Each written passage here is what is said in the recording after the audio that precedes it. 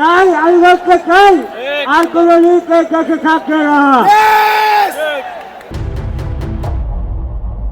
বিদেশে পুলিশ আমার ভাইকে নির্মমভাবে গুলি করে হত্যা করেছেন, সেটাকে খালি করে দিয়েছেন হাজার হাজার বার লোক, এমনকি আরো খালি করেছে, আরো অনেক হাজার করেছে না। তো আপনারা দেখেছেন আজকে 2024 আমরা পেয়েছি স্বাধীনতা এমনকি স্বাধীন না দেওয়া দেশ।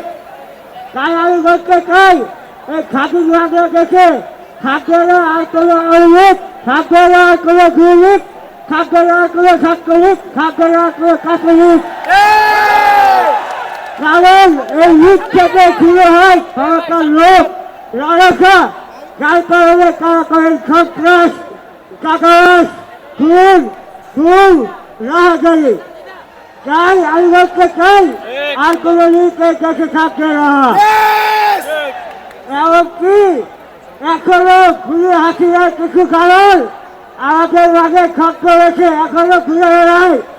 তারা চায় না আমাদের দেশে হুমুর সুরক্ষা করে হোক, তাই তারা আমাদের কোটাকে নিয়ে যে গুজব ছড়াচ্ছে, তাই তাদের উদ্দেশ্যে বলতে চাই রক্ত যখন দিয়েছি রক্ত আলো দেব। তাই হলো তাদেরকে খুঁজে বের করে এই দেশের বুকে প্রতিরক্ষা শাস্তি হওয়ার ব্যবস্থা করে ছাড়ব।